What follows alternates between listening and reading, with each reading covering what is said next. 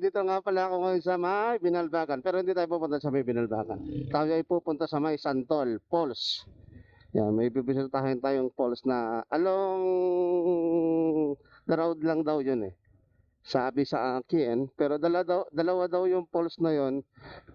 Hindi ko lang alam kung ano yung isa. Basta ang alam ko lang Santol Falls. So kumaliwa na tayo dito sa may papunta ng ayan o, Binalbagan Isabela Road yan. Ito yung biyahin natin. Papunta ulit tayo. Dadaan ulit tayo sa may Isabela. Bayan ng Isabela dito sa may Negros Occidental. So and then dadaan tayo, kakanan tayo sa may Barangay 9. Diretso lang yun. Papunta sa may Santol. Hindi ko pa alam yun kung saan yun. Kaya bahala na. Tignan natin kung may maaaya ko rito sa mga pinsan ko na mga 30 minutes man lang siguro para masamahan ako papunta doon. Alright, so mainit ang panahon pero yun nakabili na ako ng nakabili na ako ng jacket kasi yung riding jacket ko mainit talaga eh. Pang ano lang yun eh, pang mga malamig na lugar lang yun kasi galing pa sa ibang pasahin. Ang iba ganitong oras, grabe init. Ang init sa katawan nun. Pero pag gabi, tapos malamig, yun. Warm na naman yung dating sa katawan mo. So ngayon, bumili ako kahapon ng jacket, nag-ukay-ukay ako, maraming ukay-ukay dyan sa may Bacolod eh. So, nakakuha ko ng jacket na halagang 50 lang, oo, di ba? 50 pesos lang yan, mga brotherhood. Oo, apakamura. Tapos nilabang ko na kagad pagdating. Bumili na ako ng mattress, ng tawag dito. Bumili na ako ng, ano ba tawag doon? Mattress ba yun? Hindi yung mattress eh. Basta may binili akong parang kumot na pom. Bahala siya kung ano tawag doon. ano, kalimutan ko yung tawag eh. Bumili ako doon kasi higaan ko matigas eh. Panggamit ko lang na higaan, yoga mat. So bumili ako ng 300, murang-mura na. Kasi bumili ako ng mabigat eh, malaki. Kaya ayun, sinako ko lang yun kasi malambot lang siya na pom. Yung parang pom sa mga sa mga binibiling higaan ng baby, yung mga gano'n na maliliit na pom. Oh, ang ganda ng palay oh. City of Sugar, tawag dito, sugar capital ang Bacolod. Yan. Puro tubo ang negosyo rito, tubo. Siyempre, yung iba mga nangangalakal ng ibang mga tanim nilang gulay, prutas. Pero number one dito ay asukal, yan, mga tubo. Kaya tinawag tong sugar capital dahil puro tubo rito. Next time naman, papunta naman tayo sa Oriental. Maraming magagandang resort din sa Oriental. Nakita ko sa mga sa YouTube. Ay, yung alikabok naman nung, grabe. Mother, father. Excuse lang po. Oo. Hindi natin kita yung bundok ng Canlaon na yun, oh. Bundok ng Canlaon. Tingnan natin kung bukas talaga yung yung kinakainan kong kinakainan kong lagi na lang akong ganon, laging nabablangko. Kinakainan kong batchoy. Yun, lomi kasi nasa isip ko lang lomi. O kaya yung goto Batangas. Batchoy, yan. Tingnan natin kung bukas. Bukas. Gutom na ako eh. Nag-noodles lang na naman ako kanina. Puro ako noodles para ako parang Koreano. Puro noodles na kinakain ko. Ang dami pa rin ginagawa rito. Sa Inigaran, daming ginagawa. Dito sa may papuntang Isabela, ito lang naman, kokonti lang naman. Pero doon sa Hinigaran, yun sa dinaanan natin kanina, hindi ko na nabidyohan, marami doon. Mga lubak-lubak pa doon ng konti. Pero wala naman traffic dito. Yun, ang tricycle. Kakaiba tricycle dito, nainitan lahat yung mga pasahero. Pero sa loob lang hindi nainitan eh. Kawawa naman.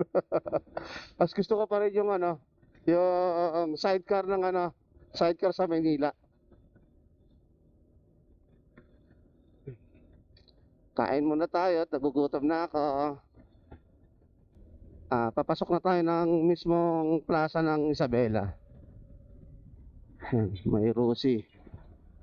Medyo, dyan ako madalas kumakain. Sarap pagkain dyan, mura pa. Wala nga lang malamig na tubig. Tama ba hindi sila naglalagay ng malamig na tubig? Ayun dito na tayo. Next time ikutin natin to. Andun yung La Consolacion yung school. Ayun yung La Consolacion. Ito yung City Hall. Ayun, wala na nagtitinda. Makikita mo na maayos yung Sweetheart of Negros. Ayan, Isabela. Dati kasi doon yung sa kabila. Ngayon, ganyan na. And then, ayun yung pinaka-Isabela Town Hall nila. So, punta na tayo ng palengke. Dati nagsisimba pa ako dyan, Nung bata pa ako. Ngayon, hindi na. Hindi na ako nagsisimba.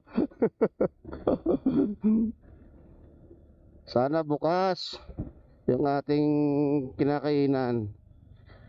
Jayen Tiles. Meron tayong kaibigan dyan. Tinatay ko nandyan siya. Wala yung ating kaibigan. So from Bacolod to Isabela yan. Dito yung series na terminal. Yan, series ba o series? Series tawag yata nila yan, series. Yung bus. Hindi ko alam kung nasa 120 kasi hindi pa nakakapag-bus. Ang alam ko lang dati 80 60, 80 ganun. Tagal na nun. Ngayon nasa 100 plus na siguro. Ngayon pala ay merong bulante. Bulante ibig sabihin yung tiyangge. Parang sa Maynila, may kada lugar may pumupuntang mga tawag dito, negosyante, nagtitinda. So check natin kung bukas si Noki. Check natin kung bukas. Pasok tayo dito. Daming tricycle dito. Dito walang terminal.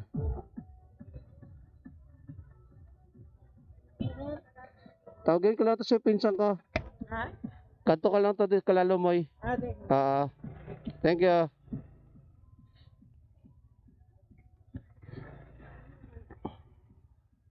Sana nandito.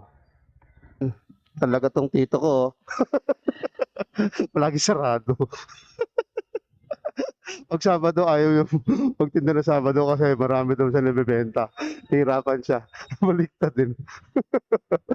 Pag Sabado na kaya ako magtinda dun. Tangiya. Sabado maraming tao, ayaw niya. Puntahan ko nga muna. Dito kakanan tayo dito papunta ng ayan Barangay 9. Hindi ko alam kung hanggang saan yung Barangay 9 dito Pero dito na yung papuntang Santol.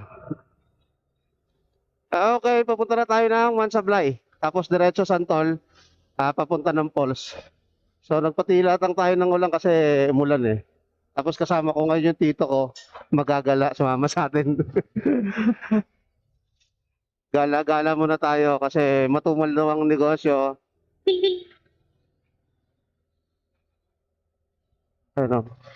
Nabutan na tayo ng ulan dito sa may Barangay 8. Sana hindi na tayo ulanin pa kasi malaganda naman na yung panahon Okay na. Sababaybayin lang natin tong papuntang Santol. Mga from Isabela, downtown to Santol is 13 kilometer. So malapit lang. Wala pang traffic. Dito na tayo sa may Mansablay. Doon kami nakatira dati doon sa may taas ng bundok. Ayan, tapos lumipat kami rito sa baba. Ayan, di ba kung sino na nakatira? Ayun, oo, ayan. Doon na kami lumipat. Hindi ko maalala kung dyan o doon. Ang tagal na kasi, 20 years 20 years bago nakabalik dito. Dahil bahay nila tuloy. Ay, dyan ba yun? Hindi, sa kabila pa, no?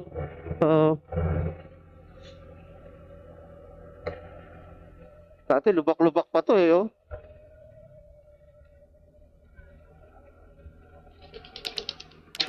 Ngayon, ang ganda na ng kalsada. Mamaya tayo dyan dadaan pagbalik. Oh, wow, ganda. Ayos Dati di ka pa.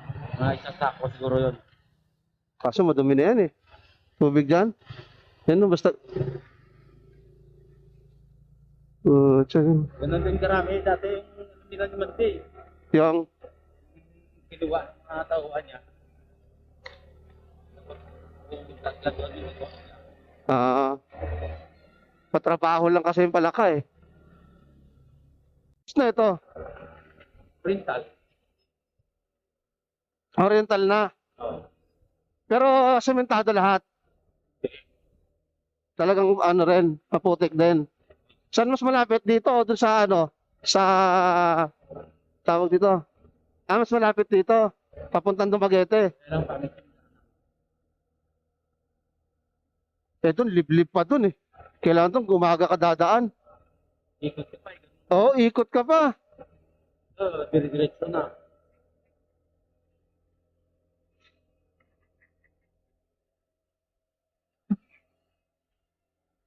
Hanggang saan lang kalsada rito? Ha? Hanggang saan na yung kalsada? Sa Pangkya. Hanggang Tambo? May Isay. Sa, May call dito. sa Falls, dulo? Pero kaya ng motor? Limitado. Sementado? Sa'yo. Malayo ba? Di malapit lang. Nagpas yung ng Santol Monte. Sige, punta natin.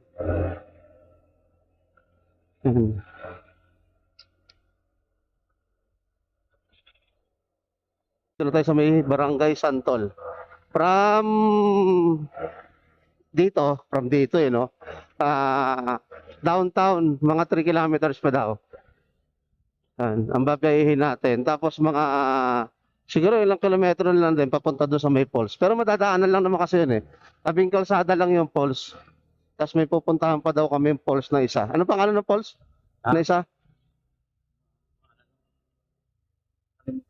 Ano ba naman? Yan. Marami na rin talagang tao rito. Malaki na yung naging improvement ng lugar na to. Dati kasi yung mga tao rito sa bukid ba nakatira yan. Kukunti lang nakakalam ng mga dayo rito sa falls dito eh. Kaya hindi pa ganong sikat. Pero sana matunto ng mga ibang rider to para mas dumaming turista ang pumupunta rito. Ang ganda ng view. Oh. Ayan, dito pa lang sa kalsada, kita na natin yung Busay sa Bisaya. Sa Tagalog, waterfalls. Ayan, ang ganda. Oh, ganda ng view rito. Delikado pala sa gabi. Oo. Oo, yun o. Ano eh, matirek. Nagterek. Yun o, ganda ng view. Yun o. Hello! Ayan. Ayun na yung Busay. Ayun na yung falls. Tabing kalsada lang. Ayan. Ganda o. Ligo ka? Nice. Pwede, depende. Ayan, papark lang tayo rito sa may gilid. Tayo mag-park. Nice. Simple lang oh. Wala tayo.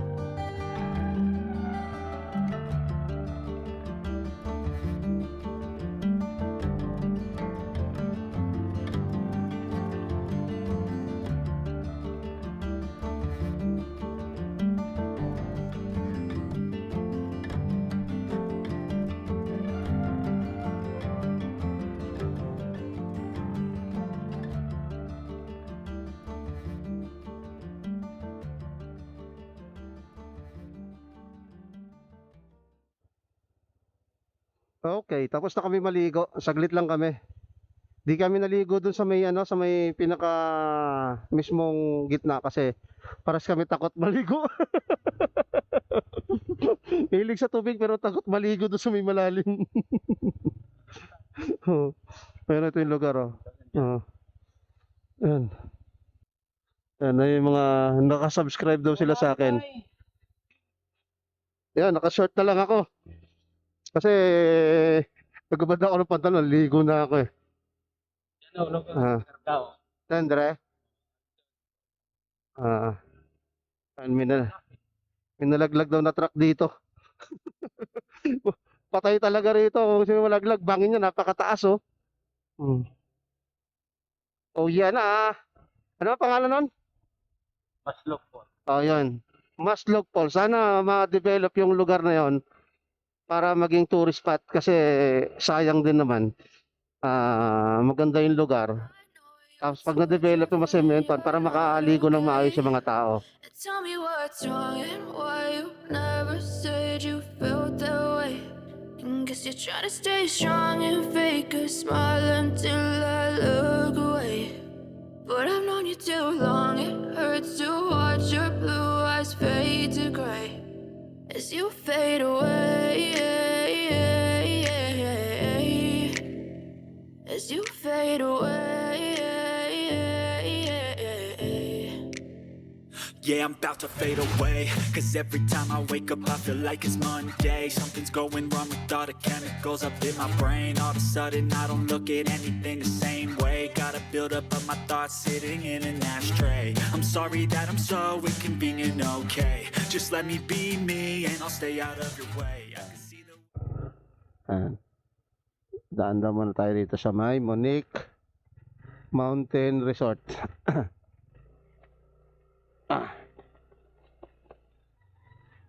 Pagtapos natin sa falls, swimming pools. Swimming pools. Uy. Habi.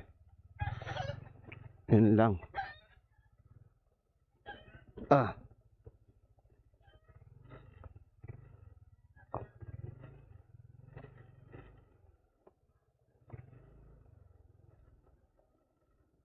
Okay.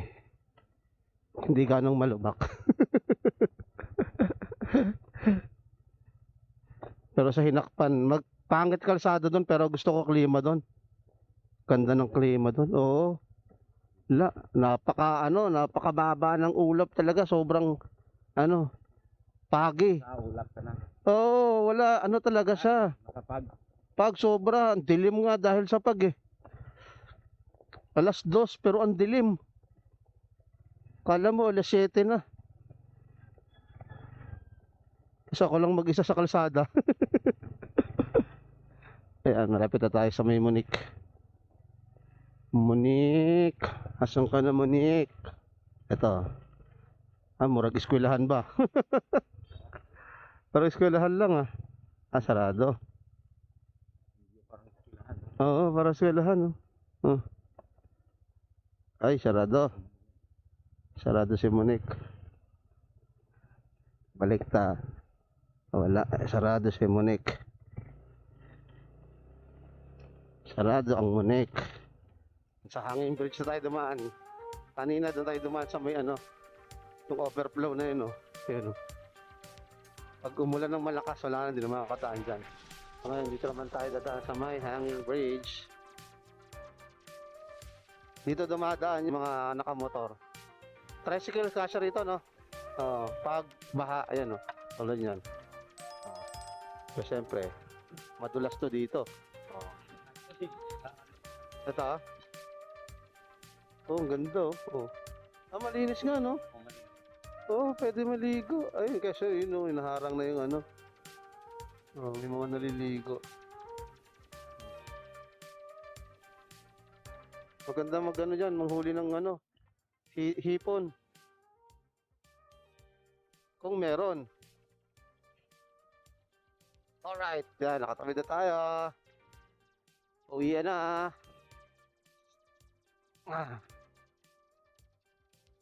Diyan na tayo sa may Mansablay. Yan na, please like and share and subscribe. Don't forget to click the notification bell para lagi tayo na-update yung mga bagong video. Alright, bye-bye! Umuulan na!